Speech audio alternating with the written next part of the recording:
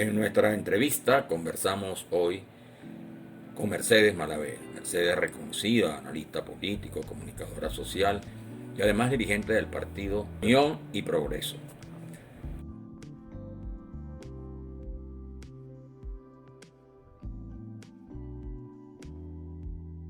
Mercedes, ¿cómo consideras viable un acuerdo entre el gobierno y la oposición a partir de la propuesta de Noruega para una transición, para una salida con apoyo de Estados Unidos y la Unión Europea?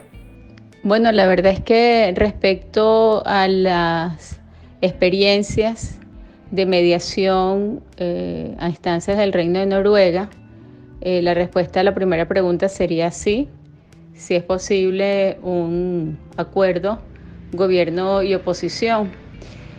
El problema de esos acuerdos es que no son de la noche a la mañana, son procesos, suelen ser largos. Siempre cuento la experiencia de Guatemala porque la estudié incluso en el país centroamericano. Bueno, fueron 10 años, ¿no? de sentadas y paradas de las negociaciones a instancias de los noruegos, y finalmente se logró no un acuerdo, sino 18 acuerdos de gobernabilidad para ese país, muy amplios, que incluían muchísimos aspectos de la vida social, política e institucional que todavía están vigentes y que son patrimonio de la UNESCO. Ahora, hay que pensar que en el caso venezolano, pues hay problemas que no se van a resolver, procesos que van a ser más largos y otros tienen que ser llevados con la urgencia de la pandemia y de la gravedad de la situación del país. Por lo tanto, debería haber, sí, aunque sea en algunas materias, acuerdos parciales. No me gusta ya hablar de transición. Pienso que Venezuela tiene que iniciar un proceso de reinstitucionalización, un proceso de seriedad política, de recuperación de la política, y todo eso, por supuesto, a instancias de una mediación diplomática, inteligentes, respetuosa de la soberanía, respetuosa de las partes, como fue el grupo de Contadora, que tanto contribuyó a que esos acuerdos pudieran cristalizar.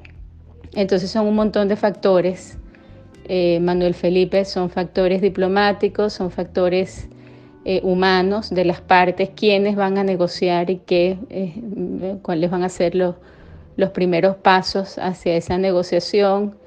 Y es mentalidad también de futuro, mentalidad política de estadistas que piensen en el país, en las próximas generaciones, en la próxima composición político-institucional de Venezuela.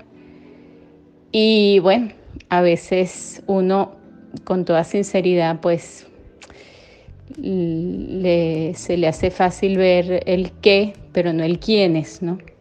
Entonces, esas son las grandes incógnitas que nos hacen, pues sí, creer que sí es posible un proceso de negociación, pero no saber bien cómo se puede dar ni con quiénes se puede dar, ¿no?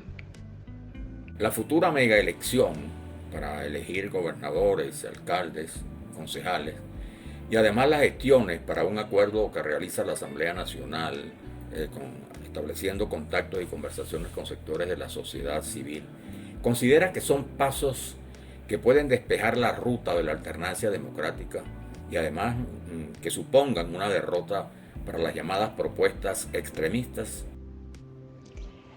Bueno, sobre el tema de las megaelecciones, considero sinceramente que todo lo que se está haciendo desde la Asamblea Nacional es un poco, vamos a decir, accesorio a lo que verdaderamente se tiene que dar en el país, que es un proceso de aceptación por parte de la comunidad internacional de unas formas de gobernar al país, de un Estado de Derecho, de un Estado democrático, ¿no? Por lo tanto, estas elecciones, bueno, ayudarán a eso si están en ese proceso de reinstitucionalización y de retorno, de recuperación de la democracia. Si no, serán un factor más de distracción, como las comunas, como las distintas cosas que van aprobando en esa Asamblea Nacional.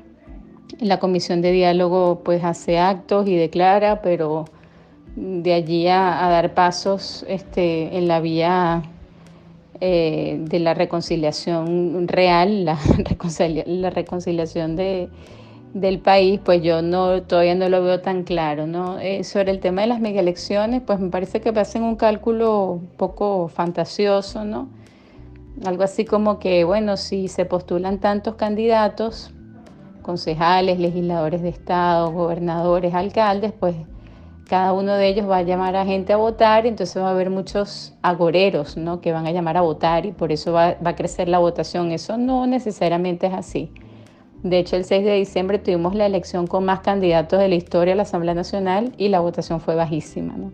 No necesariamente porque tú tengas más candidatos vas a aumentar la participación. De hecho, bastarían 2 candidatos, el del chavismo y el de la alternativa democrática, con un proceso medianamente creíble para que vote más del 80% de la población, un país polarizado, ¿no?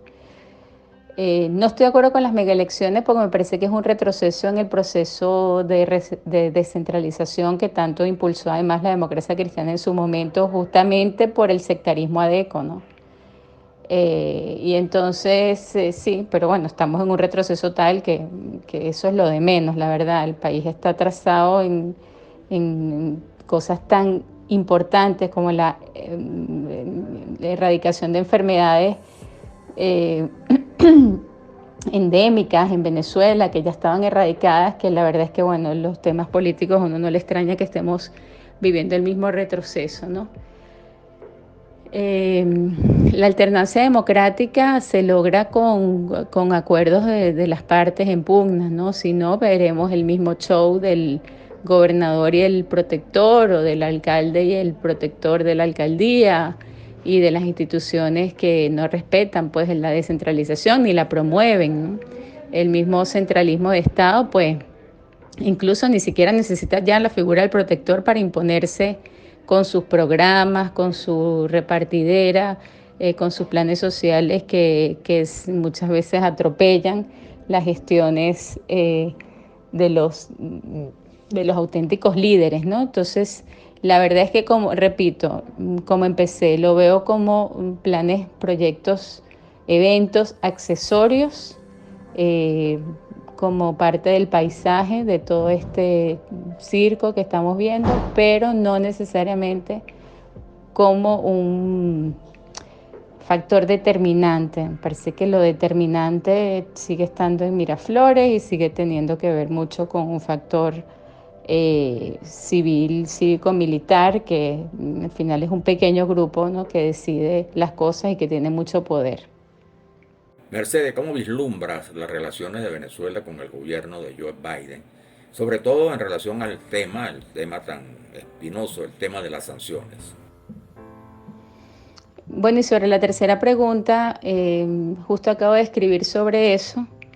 Veo con la administración de Biden un cambio en las formas, más no en el fondo. Veo quizás algunos cambios en la actitud más realista respecto a la crisis venezolana, pero que se concreta en un más o menos de esto no van a salir tan rápido y los venezolanos tienen que resolver sus problemas, o sea, poner a Venezuela en un lugar secundario, digamos, desplazarlo de ese protagonismo que quizás le había dado Trump por razones de conveniencia, ¿no? Pienso que las cosas van a seguir igual, que seguirá el desconocimiento, seguirán abogando por elecciones libres, transparentes, democráticas, creíbles, confiables, verificables, y el tiempo que sea necesario, porque al final esta crisis, bueno, es de los venezolanos, ¿no? Y la padecen los venezolanos.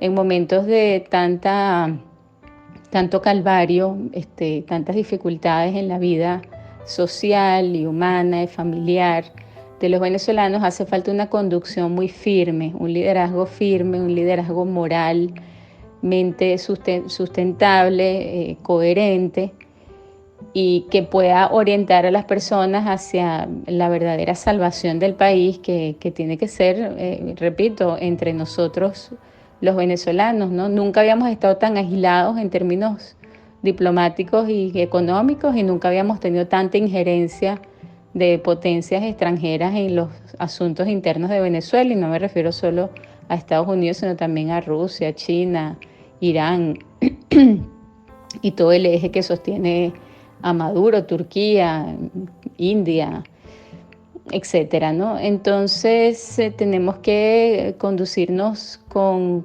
mucha heroicidad, con mucha firmeza.